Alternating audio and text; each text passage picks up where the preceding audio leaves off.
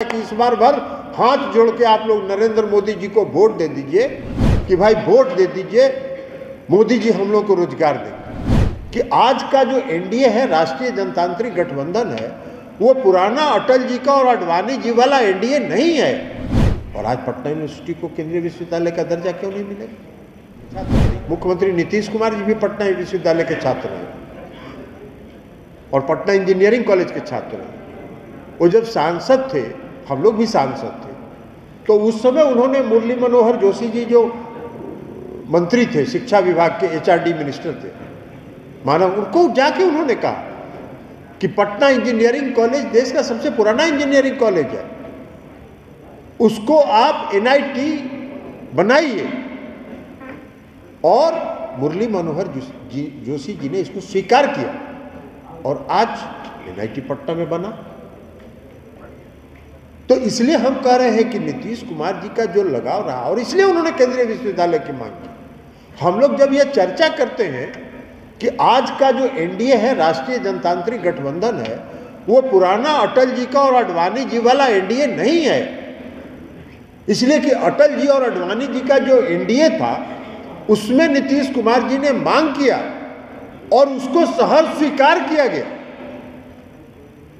और आज के एनडीए का अंतर यही है कि वही नीतीश कुमार जी बिहार के मुख्यमंत्री के रूप में मांग कर रहे हैं प्रधानमंत्री से पटना विश्वविद्यालय के फंक्शन में, और प्रधानमंत्री चुप रह जाते हैं। क्या पटना विश्वविद्यालय सबसे पुराना यूनिवर्सिटी है, सबसे पुराना यूनिवर्सिटी है इस देश का, और आज पटना यूनिवर्सिटी को केंद्रीय विश्वविद्यालय का दर्जा क्यों नहीं मिलेगा? नहीं हो। देखिए, आज नौजवानों को और छात्रों के साथ सबसे बड़ी समस्या है रोजगार की, बेरोजगारी की। हम लोग 2014 में जब इस देश के प्रधानमंत्री आदरणीय नरेंद्र मोदी जी बने, 2014 के चुनाव के बाद हम लोग चुनाव लड़ रहे थे। हम उस चुनाव में चुनाव हार गए थे, लेकिन हम लोगों ने देखा था प्रधानमंत्री नरेंद्र मोदी जी ने घोषणा किया कि इस देश में हम प्रति वर्ष 2 करोड़ लोगों को रोजगार देंगे। 2 करोड़ लोगों को रोजगार का मतलब बहुत बड़ी बात होती है। और हमने देखा अपने क्षेत्र में, जब हम चुनाव प्रचार में गांव में जाते थे, जब लोगों से वोट मांगते थे, तो लोग कहते थे कि हम तो वोट आपको देने के लिए तैयार हैं, हम तो वोट आपको देना चाहते हैं, लेकिन हम क्या करें?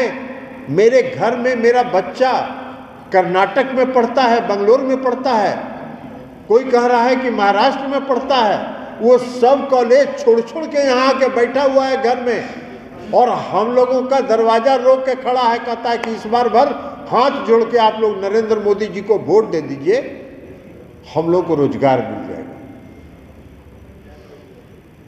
माने ये स्थिति थी। पूरे देश के जो लोग जहां जहां पढ़ रहे थे, सब अपनी अपनी पढ़ाई छोड़ के गांव में आ गए और गांव में आके अपने अभिभावकों से प्रार्थना कर रहे थे कि भाई वोट दे दीजिए, मोदी जी हम लोग को रोजगार देंगे। भाई 8 साल हो गया, 16 करोड़ लोगों को तो रोजगार मिलना चाहिए था। तो आप लोग बताइए, पढ़े लिखे आप लोग, पटना यूनिवर्सिटी छात्र संघ के सभी पटना विश्वविद्यालय के छात्र हैं, आप लोग बताइए कि कितना 16 करोड़ मिला रोजगार? मिला क्या? क्या मिला? अग्निवीर। अग्निवीर क्या हुआ है? अग्निवीर। देखिए, हम सांसद हैं, हमको मालूम है। 2020 कोरोना के पीरियड शुरू हुआ 2020 के पहले, और 2020 से कोरोना पीरियड शुरू हुआ उसके पहले भारतीय सेना में जो नियमित नियुक्ति होती है, कैंप लगा के, दौड़ करा के, लगभग लाखों नौजवानों का चयन हो गया था 2020 के पहले। उनका मेडिकल हो गया और सिर्फ उनके नियुक्ति पत्र जारी करना बाकी था। नहीं हुआ, सबको फाड़ के फेंक दिया गया और उसके जगह पर क्या बना? अग्निपथ योजना। अग्निपथ योजना क्या है भाई? तो 4 साल के लिए हम आपको लेंगे और उसके बाद रोड पर हम टाला देंगे।